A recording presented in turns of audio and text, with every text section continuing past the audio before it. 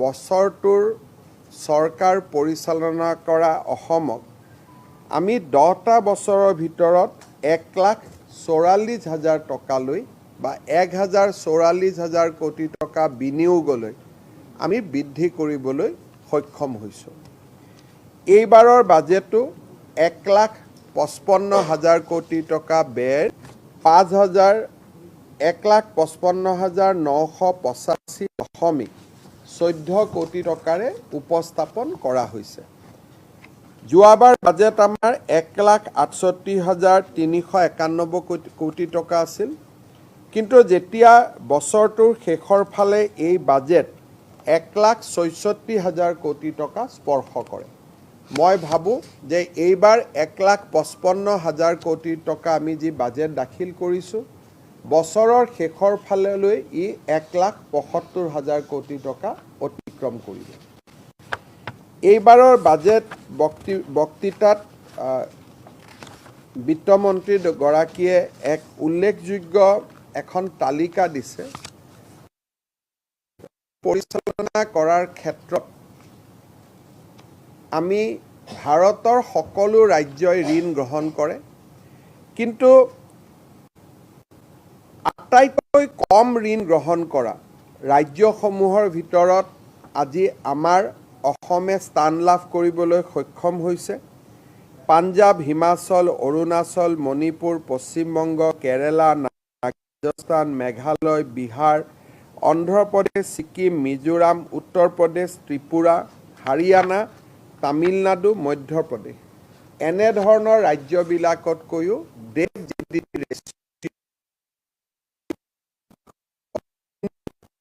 ঋণ গ্ৰহণ কৰাৰ ক্ষেত্ৰত অসম ভাৰতৰ ভিতৰত আটাইতকৈ তলৰ ফালৰ পৰা আটাইতকৈ কম ঋণ লোৱা 5খন ৰাজ্যলৈ ৰূপান্তৰ হৈছে। GDP গ্ৰোথৰ ক্ষেত্ৰত 2015 পিছত, অৰ্থাৎ আমি যদি গোটেই আমাৰ চৰকাৰে দায়িত্ব লোৱাৰ পৰা চাব যাওঁ,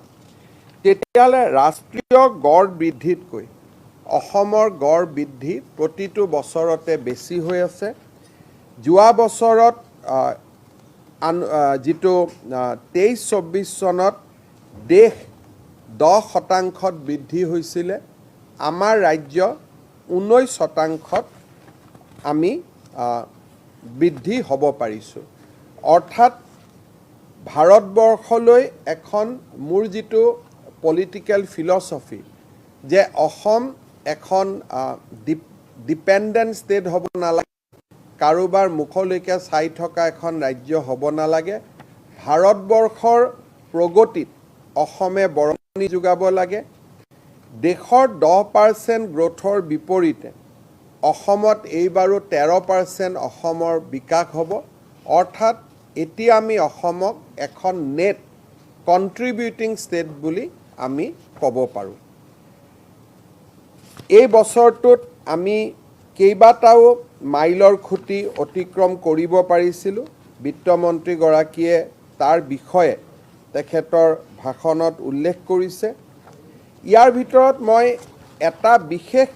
কথালৈ আগবঢ়াম, যিটো আমাৰ সাধাৰণতে আমি আলোচনা নকৰোঁ। আমাৰ অসমখনে এনে এখন ৰাজ্য,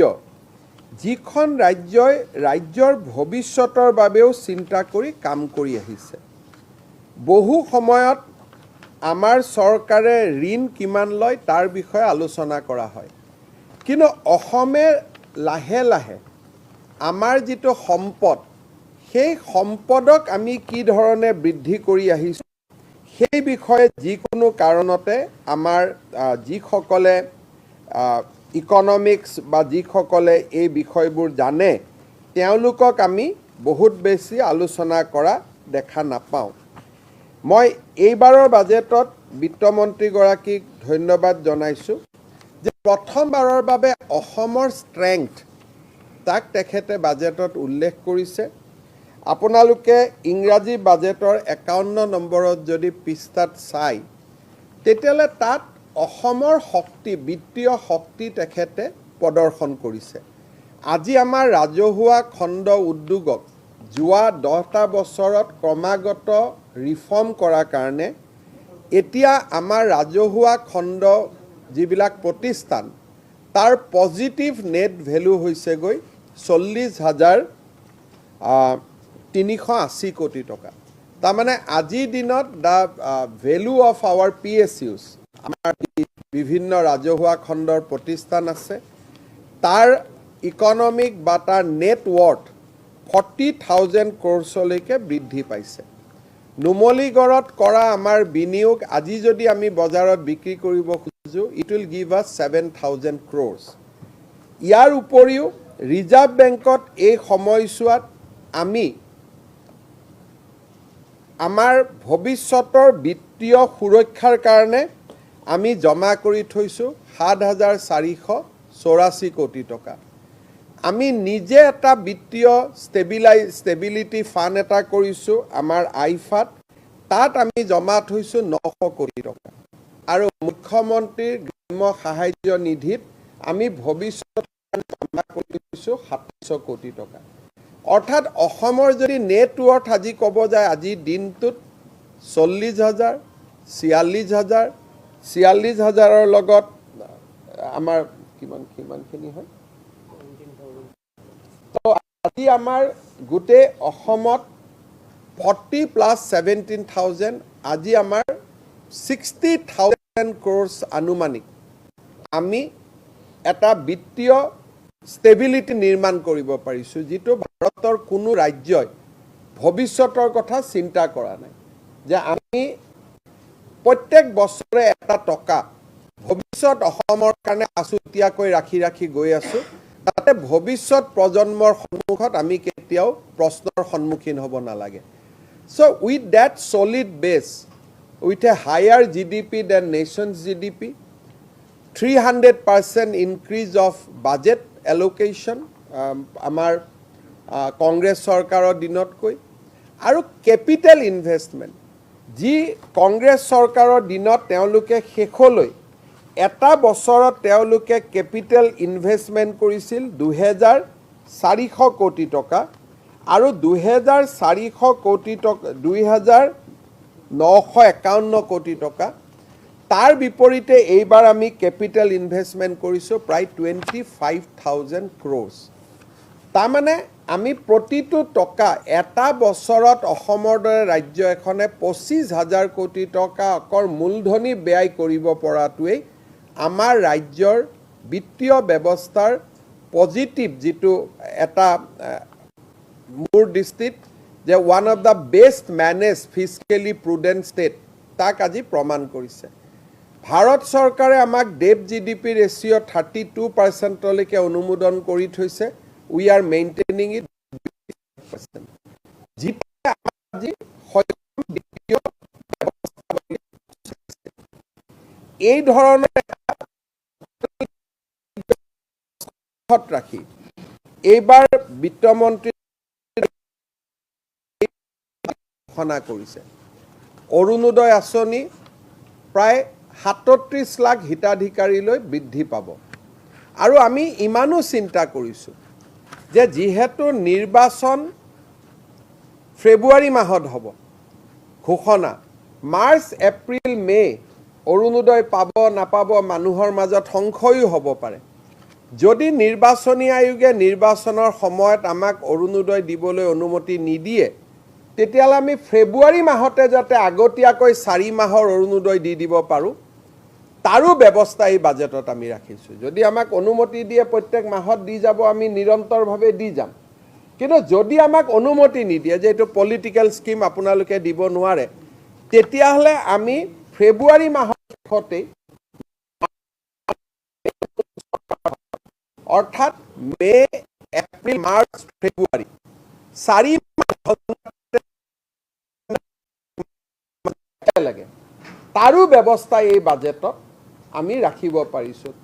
এই কথাবিলাকে বুজায় যে অসম বিত্তীয়ভাৱে মুখ্যমন্ত্ৰীৰ আসনৰ পৰা মই অসমৰ আত্মসহায়ক গ্ৰুপৰ সদস্যসকলক প্ৰতিশ্ৰুতি দিছিলোঁ যে আপোনালোকক আমি উদ্যমিতাৰ বাবে নতুন নতুন আপোনালোকে যাতে সৰু সৰু ঘৰতে থাকি মৌ পালন হেণ্ডলুম এই কামবিলাক কৰিব পাৰে প্ৰথমে 10,000 পিছত আমি 25,000 টকাকৈ আগবঢ়াম 1 এপ্ৰিলৰ পৰা বিহালীত আমি অসমৰ 30 লাখ মহিলাক 10,000 টকা কৰি দিয়াৰ মুখ্যমন্ত্ৰীৰ মহিলা উদ্যমিতা আঁচনিৰ আমি আৰম্ভণি কৰিম মুখ্যমন্ত্ৰীৰ নিযুত মইনা আঁচনি যোৱা বছৰতকৈ এইবাৰ হিতাধিকাৰী প্ৰায় দুগুণতকৈ বেছি বৃদ্ধি হ'ব কাৰণ বিশ্ববিদ্যালয়বিলাকত কলেজবিলাকত একাংশ ছাত্ৰ ছাত্ৰী পঢ়ে তেওঁলোকে সেলফ ফাইনেন্স স্কিমত পঢ়ে আগতে তেওঁলোক এই স্কিমৰ অন্তৰ্ভুক্ত নাছিল এইবাৰ আমি তেওঁলোকক এই স্কিমৰ অন্তৰ্ভুক্ত কৰিছোঁ 2006 চনৰ আগত প্ৰতিষ্ঠা হোৱা সমূহ বিদ্যালয়ক এইবাৰ আমি প্ৰাদেশিকৰণৰ প্ৰতিশ্ৰুতি দিছোঁ তাৰ লগতে 6 শিডিউল এৰিয়া আৰু শৈক্ষিকভাৱে পিছপৰা অঞ্চলত আমি কিছু কনসেশন কোৱালিফিকেশনৰ পৰা নাম্বাৰ অফ ষ্টুডেণ্ট যিমানবিলাক আগৰ আইনত কোৱালিফিকেশন আছিল ইয়াত আমি শিথিলতা দিবৰ কাৰণে সিদ্ধান্ত গ্ৰহণ কৰিছোঁ মুখ্যমন্ত্ৰীৰ জীৱন প্ৰেৰণা এটা নতুন স্কিম অসমত যেতিয়া এজন ল'ৰাই গ্ৰেজুৱেট পাছ কৰে দেউতাক মাকে ল'ৰাজনক পইচা দিয়া বন্ধ কৰি দিয়ে যে তুমিতো এটা গ্ৰেজুৱেট পাছ কৰিলা কিন্তু ল'ৰাজনে গ্ৰেজুৱেট পাছ কৰিয়ে কৰ্মসংস্থাপন এটা নাপায় কিন্তু যিদিনাখনৰ প্ৰায় গ্ৰেজুৱেটৰ মাৰ্কশ্বিটখন পালে ল'ৰা ছোৱালীয়ে দেউতাক মাকক পইচা খুজিবৰ কাৰণে বেয়া পায় আমি তেনে সকলো ছাত্ৰ ছাত্ৰী যদিহে নিযুত মইনাৰ তেওঁ হিতাধিকাৰী নহয় দুটা পইচা দিয়াৰ কোনো মিনিং নাই আমি গ্ৰেজুৱেট অসমৰ পৰা যোন ল'ৰাই গ্ৰেজুৱেট পাছ কৰিব তাক আমি 12 মাহৰ কাৰণে 2500 টকাকৈ আমি এটা স্কলাৰশ্বিপ দিম আৰু কোনোবা এজন ল'ৰাই যদি কয় মই যে দিল্লীত আইএছৰ পৰীক্ষা দিব কোচিং কৰিব খুজিছোঁ বোলে মই কৰবাত মেনেজমেণ্টৰ পৰীক্ষা দিব যাব খুজিছোঁ তেওঁ যদি আবেদন কৰে যে মোক 2500 কৈ মাহত নালাগে একেলগে 25,000 টকা লাগে আমি 25,000 টকা এটা একেলগে আমি দি দিম নিযুত মইনা আঁচনি পিজি লৈকে আছিলে কিন্তু ৰিসাৰ্চ স্কলাৰ আমাৰ ইউনিভাৰ্চিটিত বহুত ল'ৰা ছোৱালী আছে তেওঁলোকৰ খৰচো বেছি এইবাৰ আমি ৰিসাৰ্চ স্কলাৰ সকলকো 25,000 টকাকৈ দিয়াৰ বাবে আমি সিদ্ধান্ত গ্ৰহণ কৰিছোঁ দিব্যাংগ হলে তেওঁলোকে 50,000 টকা পাব ইয়াৰ উপৰিও মুখ্যমন্ত্ৰীৰ আত্মনিৰ্ভৰ অভিযান আমি 1 লাখ টকাকৈ 25,000 যুৱক যুৱতীক দিছিলোঁ এইবাৰ অক্টোবৰক আমি তেওঁলোকক সেকেন্ড ইনষ্টলমেন্টটো দিম যিসকলে বাইকটা কিনি ল'লে তেওঁলোকে নাপাব যিসকলে সফল ব্যৱসায় কৰিছে তেওঁলোকক আমি আৰু 1 লাখ দিম অতিৰিক্তকৈ আৰু 75,000 যুৱক যুৱতীক আমি 1 লাখকৈ টকা দিম অহা আমি এনে ডেট এটা ঠিক কৰিছোঁ 8 অক্টোবৰ তাৰিখে